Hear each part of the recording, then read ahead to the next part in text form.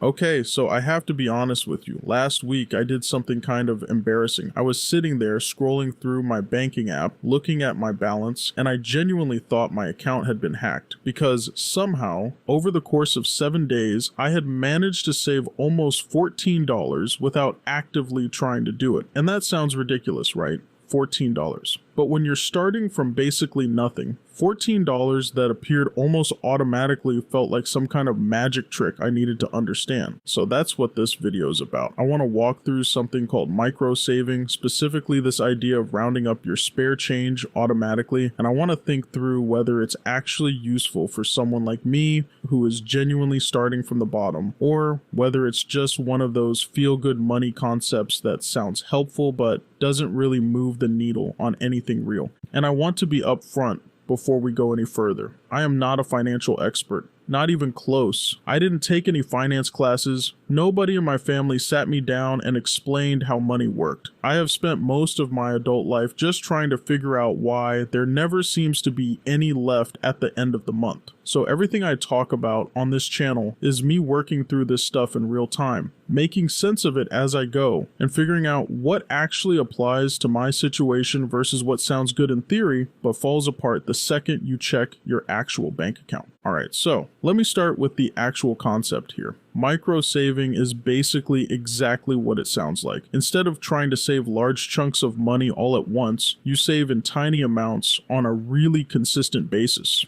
We're talking pocket change levels, $1 here, $2 there. The idea is that these tiny contributions are so small they feel almost invisible, but over time, they stack up into something meaningful. The specific version of this I tested is called roundups. So the way it works is whenever you make a purchase, the amount gets rounded up to the nearest dollar, and that extra change goes into a separate savings fund. You spend $3.40 on something, the app rounds it to $4.60 drops into your savings automatically. You spend $11.85, 15 cents gets saved. Every single transaction, a little sliver gets skimmed off and set aside. The argument for why this works is actually pretty interesting from a psychology standpoint. The reason most people struggle to save is that saving feels like sacrifice. You have to consciously choose to move money away from things you want right now and park it somewhere you can't easily touch it. That takes willpower every single time, and willpower runs out. But if the saving happens automatically in amounts so small you barely notice them, you never have to make that painful choice. The habit forms without the friction. And the idea is that once you start seeing a balance grow, even slowly, something shifts in your brain. You start to feel like someone who saves. And that feeling apparently starts to build on itself over time.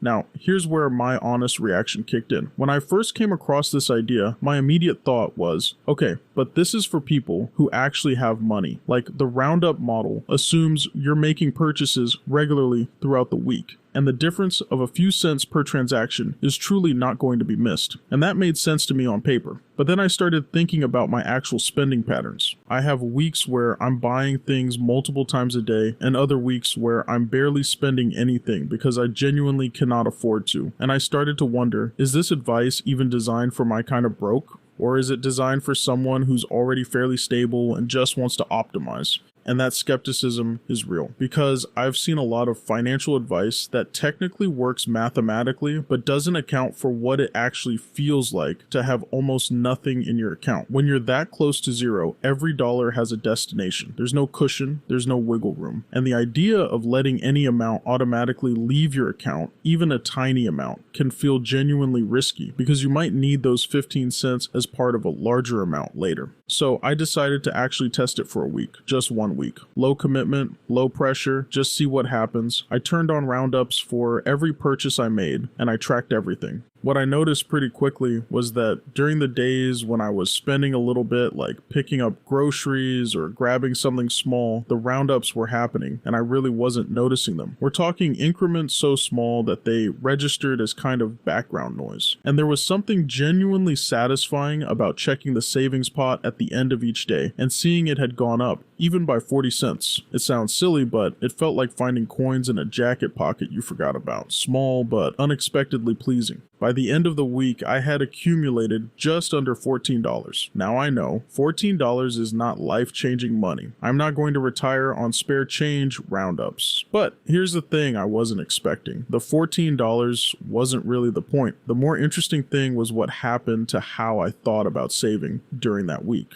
Because before this experiment, saving money in my mind meant waiting until I had enough left over at the end of the month to transfer something meaningful into a savings account. And the problem is, there was never anything meaningful left over. So saving just never happened. The month would end, I'd have essentially nothing extra, and saving would get pushed to next month again, and then the month after that. And this just continued indefinitely. Saving felt like something that happened after all the other problems were solved, which meant it never happened.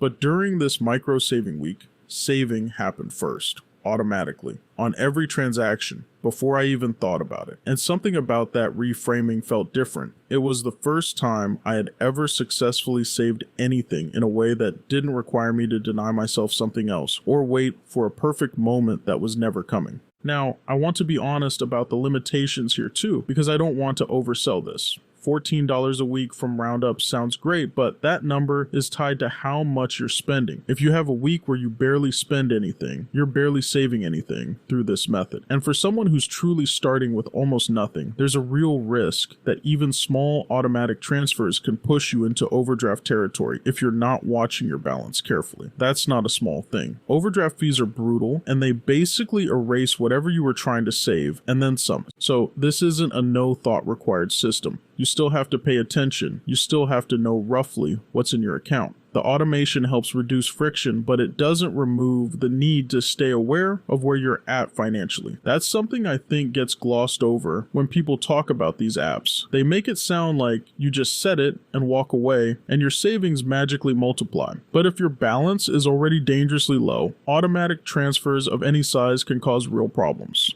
There's also the question of scale. Even if you're consistent with roundups for a full year, you're probably looking at a few $100s at most, depending on how much you spend. That's genuinely useful. That's the difference between a car repair putting you into debt versus handling it without pulling out a credit card. But it's not going to build you into a financially independent person on its own. It's a piece of a bigger picture, not the whole picture. And this is where something clicked for me that I wasn't expecting to click, because I've been thinking about saving as this big dramatic thing I need to eventually get serious about, and it's always been framed in my head as requiring big effort and big amounts. Save 3 to 6 months of expenses, build a substantial emergency fund, max out your retirement contributions, and all of that advice, while probably technically correct, is completely paralyzing when you're looking at a bank balance that has 2 digits in it. What micro saving gave me wasn't a solution to all my money problems. What it gave me was a starting point that didn't require me to already be in a stable position. I didn't have to wait until things improved before I could begin. I could begin in the middle of the mess, in the current version of my financial life, with whatever I had right now. And that's actually kind of profound when you've been stuck in the mode of thinking that real financial progress requires conditions that don't currently exist in your life. The other thing I realized is that the habit itself might be more valuable than the money in the short term, because the act of consistently setting something aside, even something tiny, starts to build a different relationship with money. It shifts you from thinking of yourself as someone who spends everything and therefore can't save, to someone who saves a little constantly and therefore always has something building. That identity shift is genuinely hard to put a dollar value on. So here's where I landed after all of this thinking. Micro saving through roundups isn't the answer to serious financial problems. It's not going to get you out of debt. It's not going to fund your retirement. It's not going to replace building real financial skills and actually understanding where your money goes each month. But it is a genuinely low effort, low pain way to start doing something rather than nothing. And when you're at the very beginning of trying to get your financial life together, starting is actually the hardest part.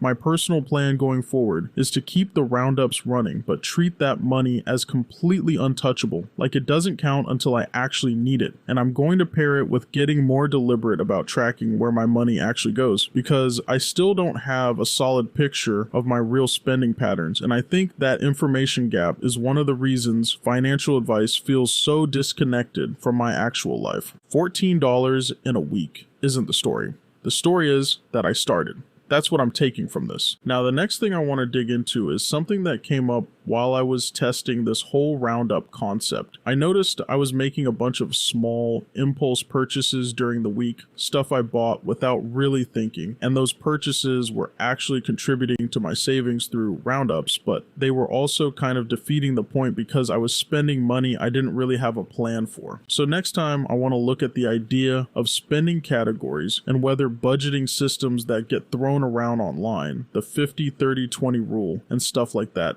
actually make any sense when you're working with an income as unpredictable and limited as mine. Because from what I can tell so far, a lot of those frameworks assume a level of financial stability that I don't have yet. And I want to think through what a realistic version of budgeting looks like when you're starting at the very bottom. So if that sounds interesting to you, stick around. I'll see you in the next one.